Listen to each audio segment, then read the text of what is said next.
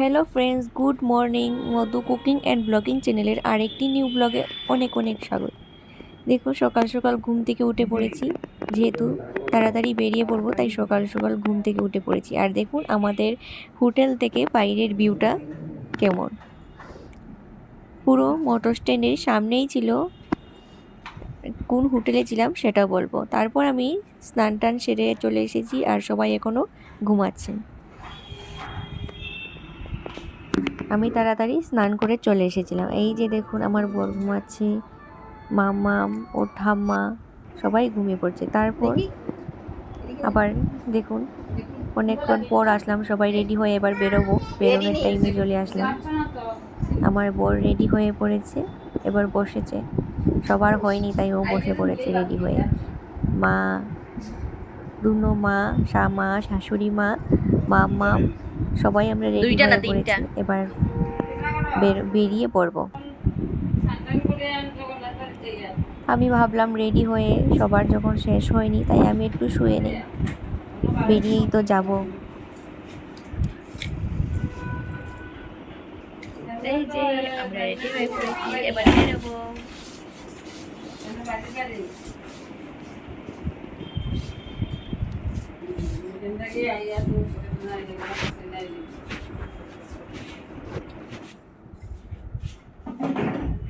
এই যে এবার ঠাকুর প্রণাম করে আমরা হোটেল থেকে বেরিয়ে পড়ছি।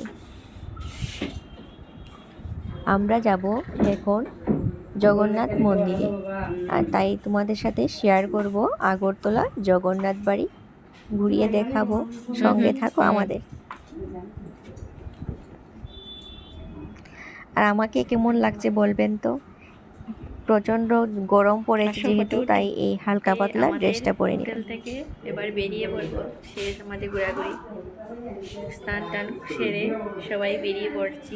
এবার যাব জগন্নাথ মন্দিরে, তোমাদের সাথে শেয়ার করব।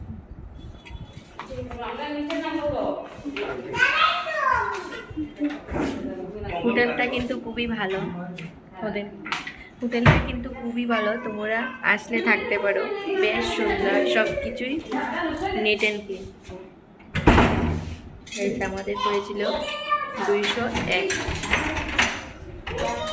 এবার আমরা সব লাগেজ টাগেজ নিয়ে বেরিয়ে পড়ছি। আমরা ছিলাম হোটেল অনুরাগে। এই হোটেলে আপনারা থাকতে পারেন, খুবই ক্লিন অ্যান্ড ক্লিন। সব কিছুর ব্যবস্থা খুবই ভালো, এখানে আপনারা অনায়াসে থাকতে পারেন।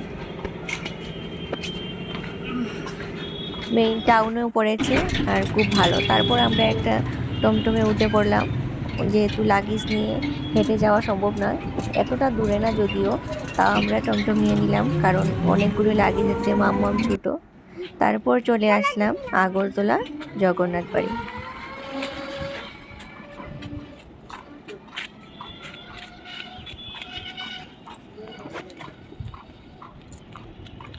এবার আমরা প্রবেশ করছি জগন্নাথ বাড়িতে।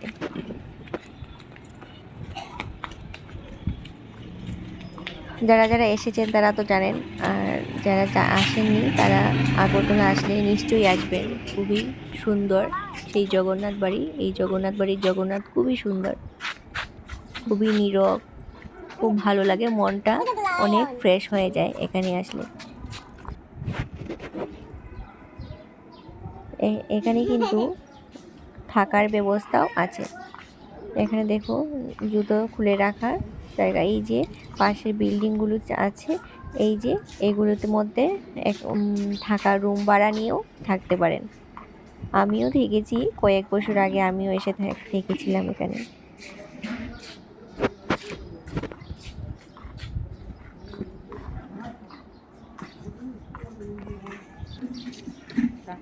আর এই হলো সেই মন্দির।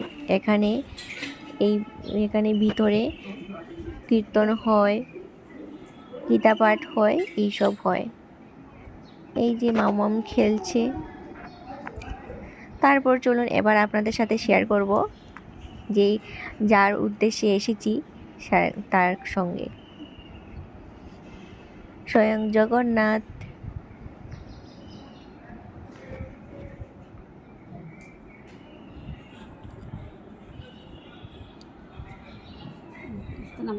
এই যে জগন্নাথ ঠাকুর।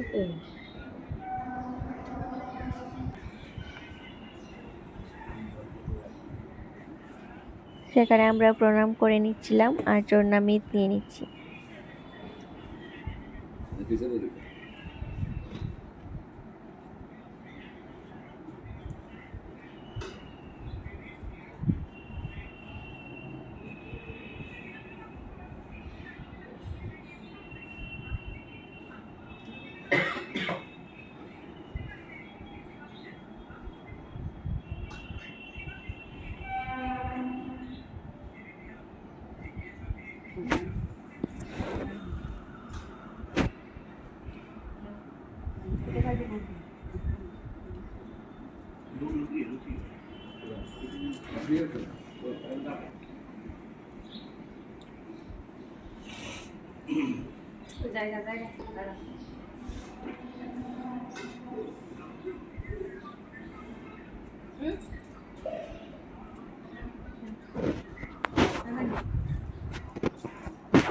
আমরা প্রায় 10টা নাগাদ চলে এসেছিলাম মন্দিরে।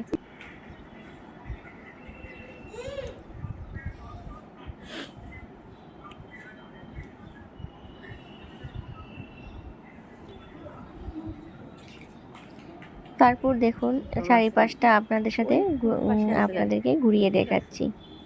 খুব নিট অ্যান্ড ক্লিন। আর এদিকে দেখুন এখানে বিভিন্ন ধরনের ঠাকুরের বিগ্রহ দেখতে পাবেন, খুব সুন্দর সুন্দর।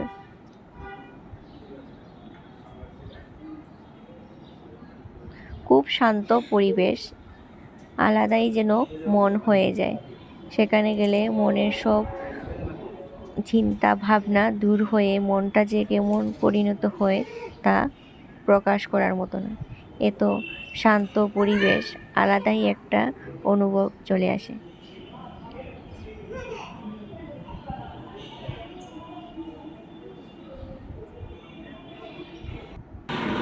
এটা ছিল রান্নার ঘর। এখানে কিন্তু থালি হিসাবে টাকা দিয়ে থালি হিসাবেও প্রসাদ পাওয়া যায়। এটা হলো জগন্নাথ বাড়ির সেই পুকুর। এই পুকুরে অনেক অনেক মাছ আছে, তবে এখনের মাছগুলো ছোট ছোট ছিল। অন্য সময় অনেক বড় থাকে, তো এই এখনের মাছগুলো ছোট ছোট। আর এই পুকুরের উপরেই ছিল লক্ষ্মীনারায়ণের মন্দির।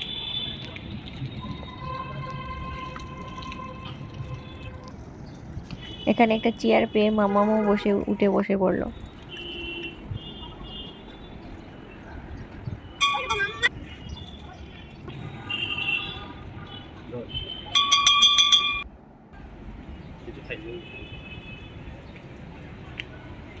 হাই, এই যে আমরা জগন্নাথ বাড়িতে এসে গেছি।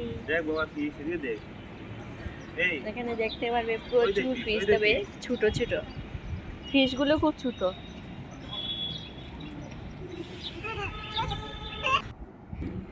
তাছাড়াও এখানে কিন্তু এই মন্দিরে কিন্তু অনেকগুলি বড় বড় গরু আছে।